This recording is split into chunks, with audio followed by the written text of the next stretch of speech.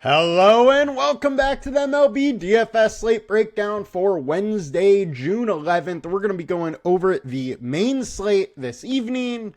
Now let's dive into it. I'm your host, Tyler Wiemann. Come join us at LineStar. We do have a 7-day free trial through the app stores, Android or iOS app store. Download us there. Try us out. Get a free 7 days.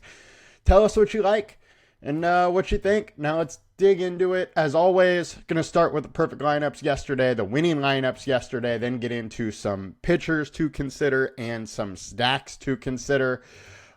We do have two different start times on today's slate, so we'll get into that more when we get to today's slate. But starting with yesterday on DraftKings, we had Jose Soriano and Dylan Cease both go absolutely nuts.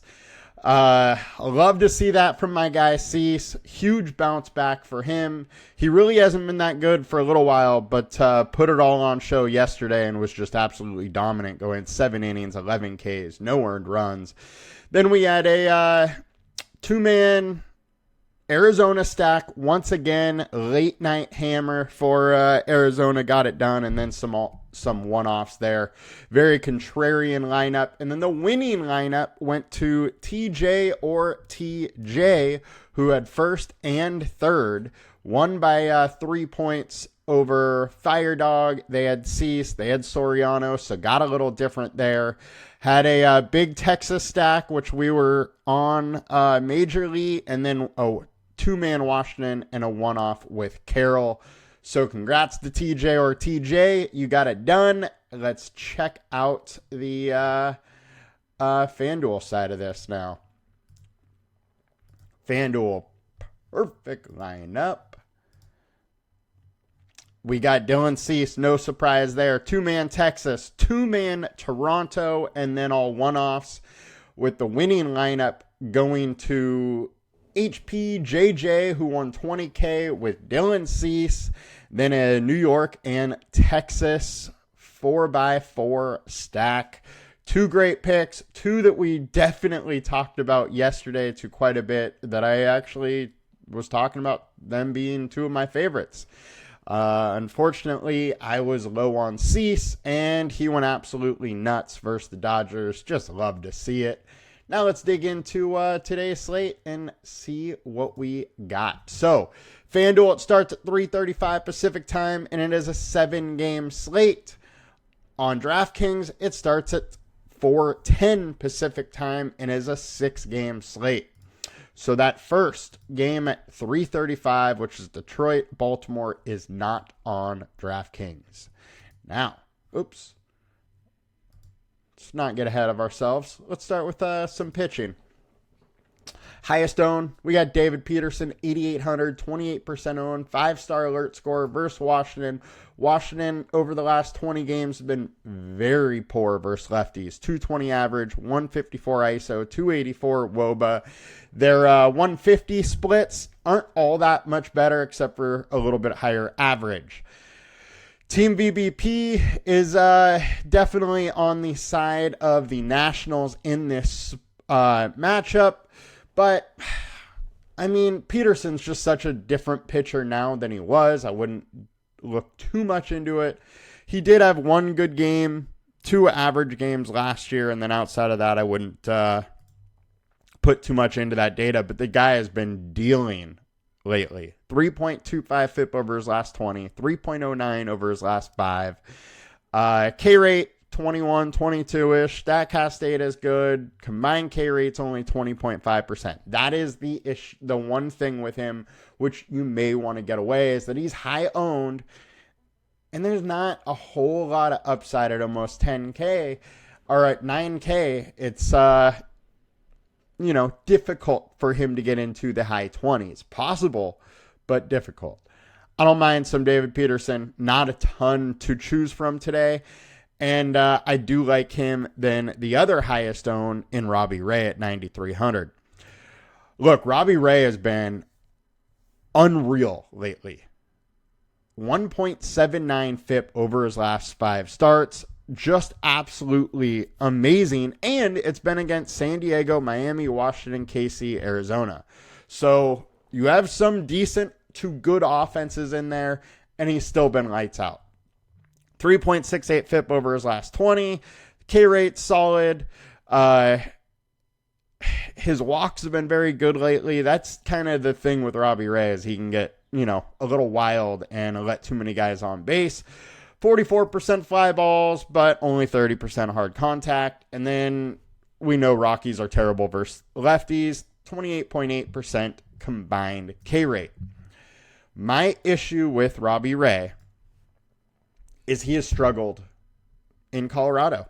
We have, dating back to 2015, which, is a long time, and he's evolved as a pitcher and he's changed as a pitcher, and we haven't seen him in Colorado since 2020, but he has had 8 starts in Colorado.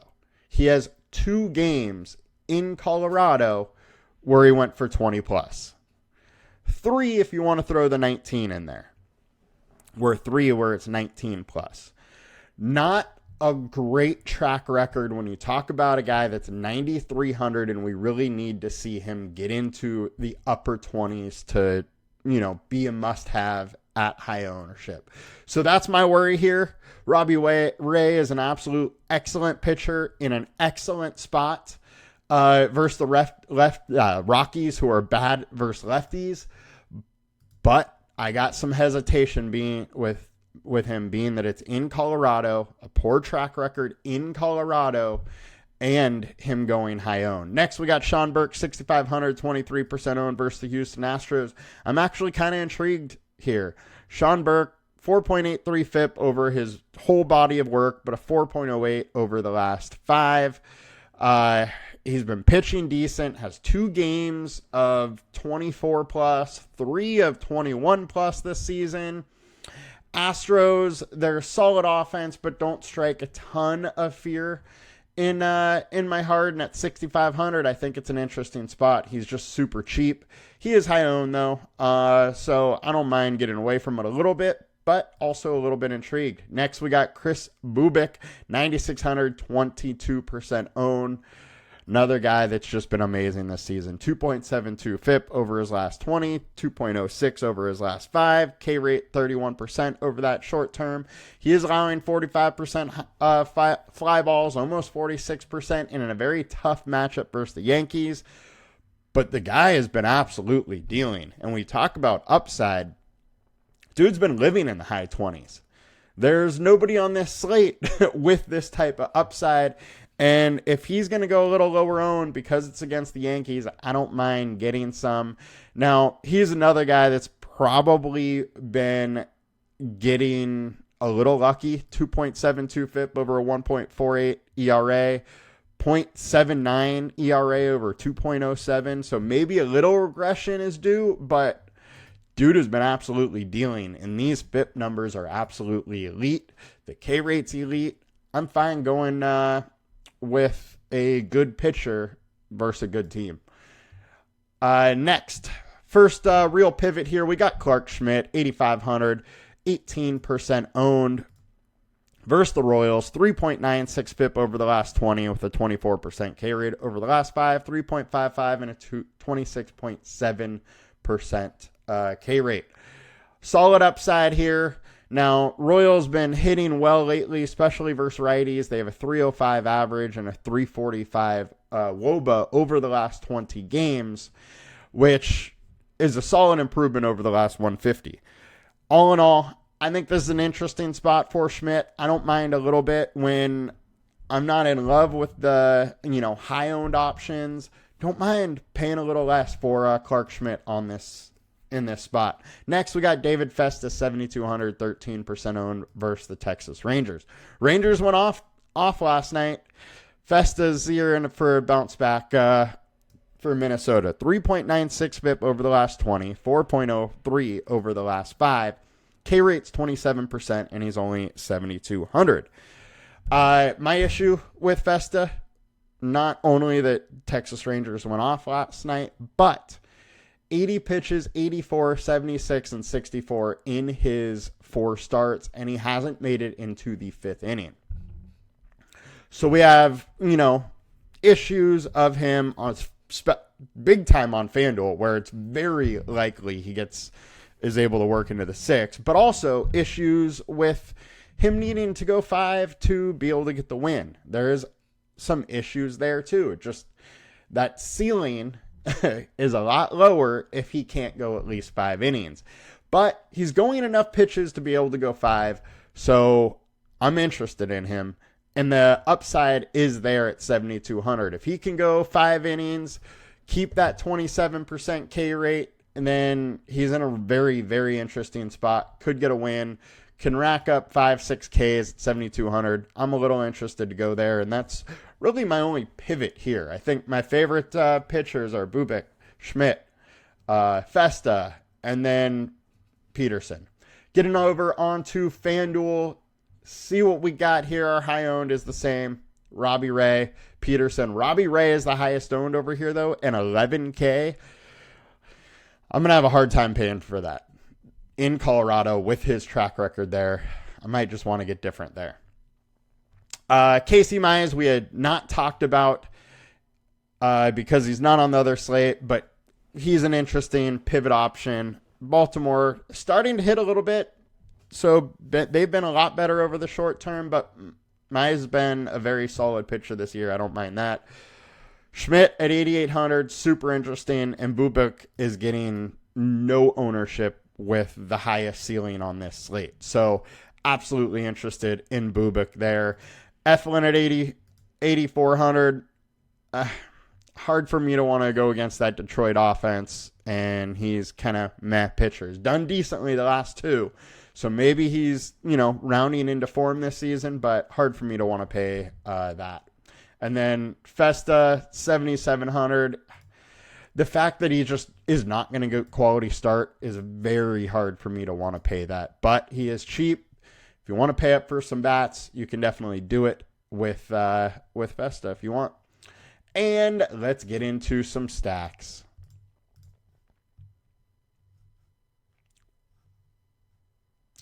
All right, highest owned stacks. We got the Giants, 130% owned, super high owned, versus Kyle Freebaum, who is terrible at home. Makes a ton of sense to want to go with some Giants. They had a late run. Momentum's on their side from last night. Definitely a little interested in them. Next, our highest projected, we got Yankees versus Bubic. Very hard for me to want to go Yankees here versus Chris Bubic, who's been absolutely good. But Yankees are probably the best offense on this slate, and they're going low owned. I have some interest. Mets versus Jake Irvin. Jake Irvin is boom bust, 4.69 FIP over his last 20.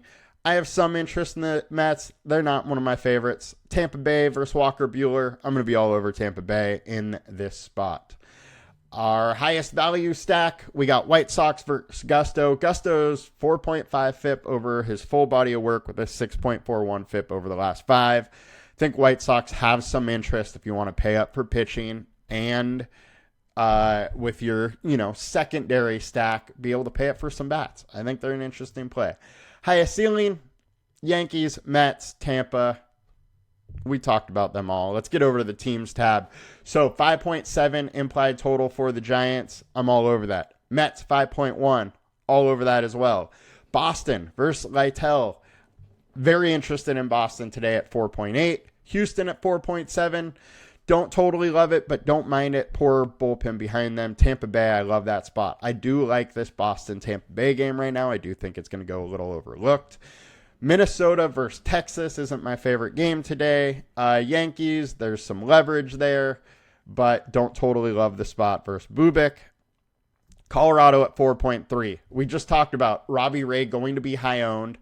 Colorado, it's Colorado. They get the Coors Field effect, and Robbie Ray hasn't been great there.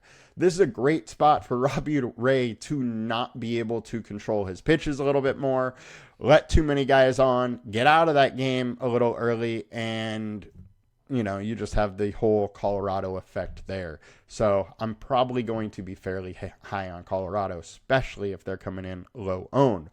Favorite stacks today, Colorado, Tampa, Boston, San Francisco. one thing we didn't come over or go over was a high leverage being Washington and David Peterson. I don't totally love the Washington stack, but hey, it's only a 6-game slate and they can absolutely get over. If you're on FanDuel, we do have the Detroit and Baltimore game, 4.7 implied total for Baltimore. I do prefer the Detroit 4.3 in a stack over the Baltimore one, though. Just putting it out there. All in all, guys, have a great day. Let's make some money, and we'll be back with more tomorrow. Please like, comment, and subscribe. Peace.